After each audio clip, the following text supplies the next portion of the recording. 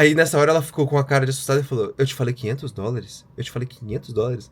Foi mal, era $5.000. Aí eu fiquei assim, $5.000? Ok, agora faz sentido. Fala galera, hoje eu vou estar explicando pra vocês como é que foi o processo de aplicação pro visto D10-2, que eu mencionei nesse vídeo aqui em cima. Então basicamente como é que foi? Como vocês sabem do outro vídeo, ou não, né, pra quem tá chegando agora, eu estava no visto C3, que é basicamente o visto de turista, é o visto que todo mundo vem pra Coreia, utiliza.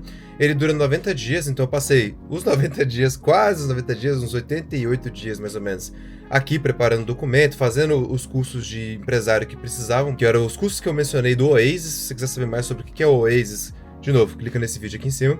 Mas basicamente eu consegui completar o curso e com aquele certificado eu consegui aplicar, e recentemente eu finalmente recebi aqui a minha carteirinha, né, o famoso atestado de gringo, né, que eu gosto de chamar esse aqui de atestado de gringo, porque é literalmente um atestado de gringo, né, o Wiggle Gindonokchan, que é basicamente com esse documento aqui eu posso entrar e sair do país com tranquilidade, posso fazer basicamente qualquer coisa legalmente no país, registrar meu número de telefone junto com o meu documento e aí poder fazer todas as verificações, tudo aquilo que é travado pro turista, basicamente, né? Mas beleza, como é que foi o processo, né? Eu fui até o site do Hi Korea, que é o site do Centro de Imigração da Coreia, então basicamente eu vou botar um vídeo aí basicamente do que tá acontecendo, né, de fundo, como que faz para aplicar. Você vai no site, clica em reservar uma visita.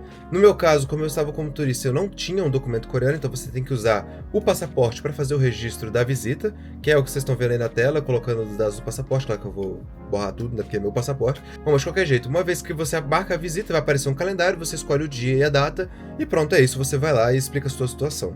No meu caso, como eu já era estudante, eu já tinha um registro com o Centro de Imigração. Então eu já tinha minha digital, eles já tinham meus dados, eles já tinham tudo, todas as minhas informações basicamente. Porque inclusive eu até trabalhei aqui na Coreia do Sul, bom, eu não mencionei ainda, mas eu trabalhei numa 7-Eleven, isso pode ser um tema para um outro vídeo, mas enfim, agora não vem ao caso. Eles já tinham todos os meus dados para que eles pudessem dar entrada no meu próximo visto. O que eles precisavam saber é onde estavam meus outros documentos para poder aplicar para o visto que eu queria, que era o D10-2. Bom, esse visto D10-2, ele, como eu já tinha falado no outro vídeo, ele tem alguns pré-requisitos muito específicos. Um deles sendo o certificado do curso do Oasis, então basicamente você tem que fazer o equivalente do Senai aqui na Coreia do Sul.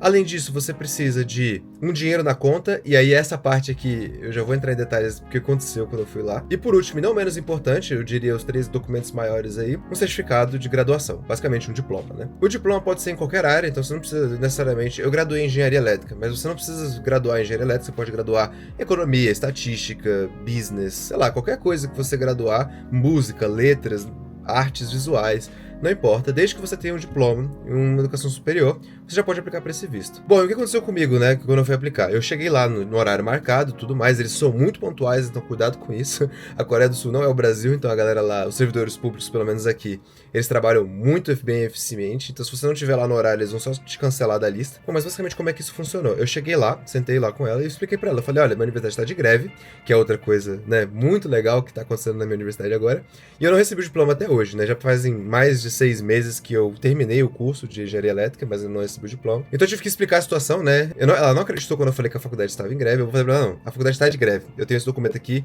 Eu tive que traduzir o documento para inglês ali na hora para ela entender o que estava escrito, que estava escrito em português, obviamente. E ela falou, tá, eu acredito em você. Você me mostrou as provas aí, tudo.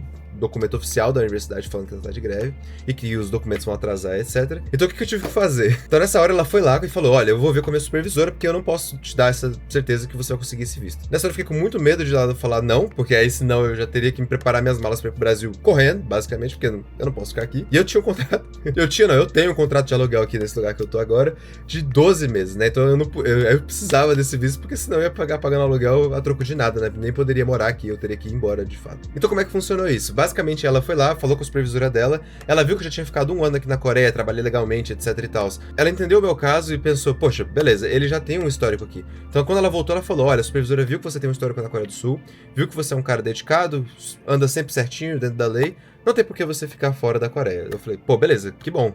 O que significa, né? Eu perguntei. Ela disse, não, você tá aprovado pro visto D10-2 desde que você me entregue esse diploma daqui 6 meses. Eu falei, poxa, muito obrigado, né? Claro, é a única coisa que eu posso falar nessa hora como sendo gringo, sem poder nenhum.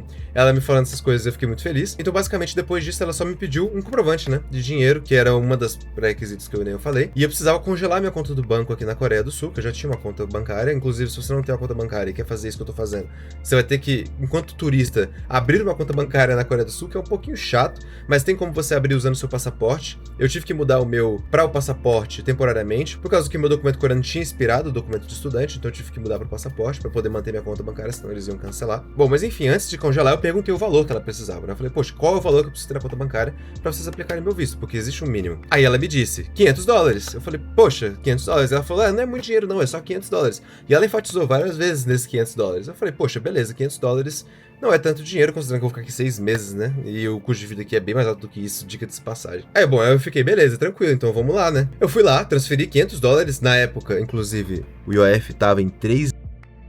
Tomei ali aquele famoso empurrãozinho do imposto, eu diria assim, mas não tinha escolha, na hora eu tava desesperado, eu tinha que pagar aquela hora, já era quase de madrugada no Brasil, então eu tinha que ser rápido para os limites do banco não entrarem em vigor e aí eu não poder transferir mais nada.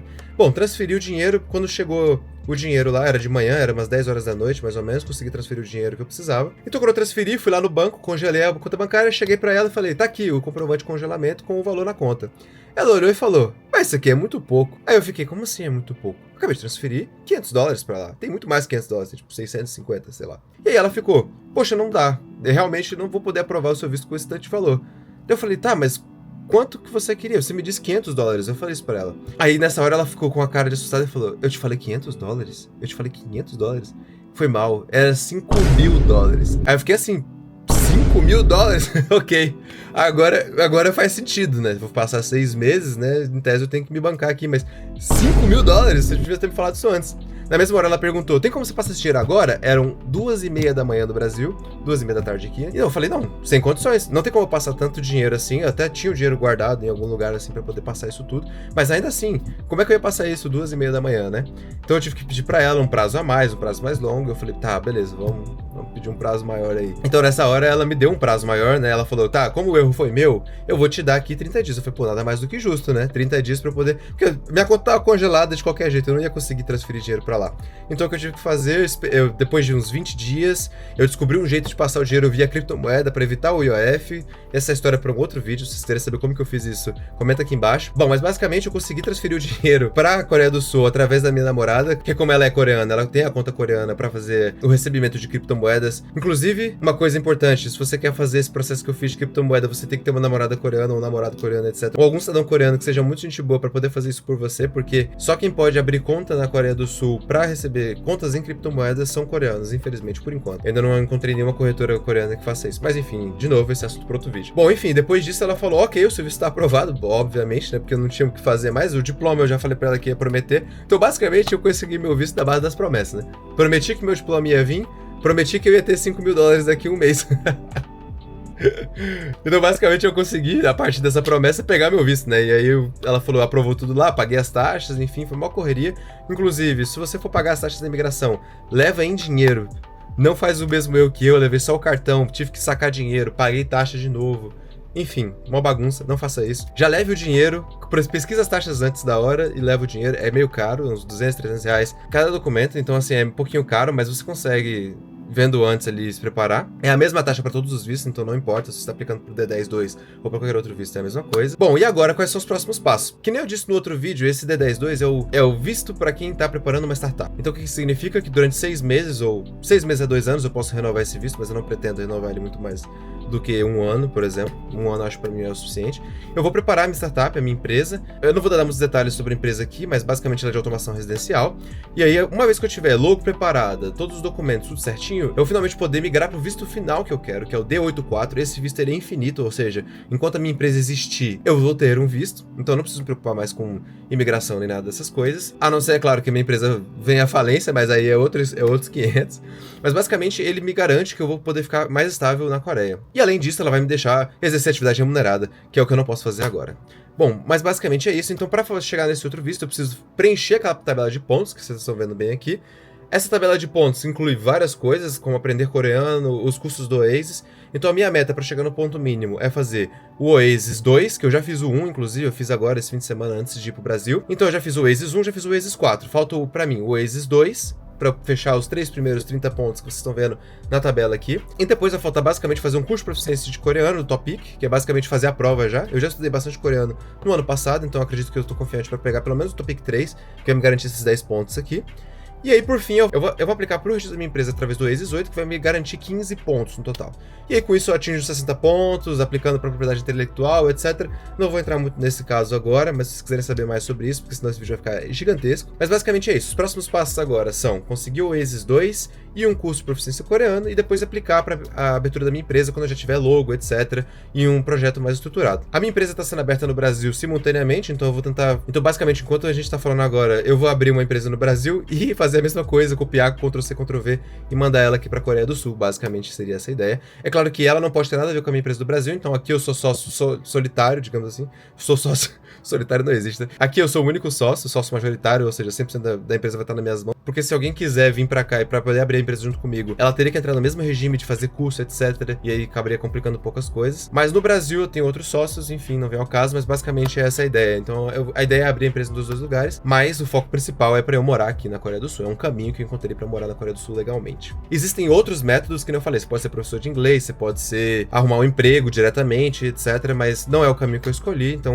eu escolhi esse caminho um pouco mais arriscado de criar minha própria empresa aqui na Coreia do Sul. E eu pretendo estar compartilhando com vocês aí como é que estão fazendo os processos e tudo mais. Esse vídeo, inclusive, é uma atualização do outro vídeo, né? Porque no outro vídeo lá eu não tinha feito nem o Oasis 1 e também não tinha o visto ainda, né? Eu ainda tava como turista aqui na Coreia do Sul. Inclusive, tava com muito medo. Mas no final tudo deu certo. Então é isso, família. Espero que vocês tenham gostado dessa explicação. É claro que depois desse vídeo vocês devem ter mais dúvidas do que certeza, então deixa o seu comentário aqui embaixo que eu posso estar respondendo aí dúvidas mais específicas pra quem quer realmente morar na Coreia do Sul e criar um pouco de vínculo com esse país, que é muito bom, inclusive. País de primeiro mundo, etc e tal. Como vocês já viram em diversos vídeos meus, eu andar de bicicleta e tudo, super tranquilo, super seguro. Posso estar com meu celular gravando na rua, coisa que não é tão fácil de fazer no Brasil. Mas é isso, rapaziada, deixa o seu like aí embaixo, deixa o seu comentário se tiver alguma dúvida. É nóis, valeu!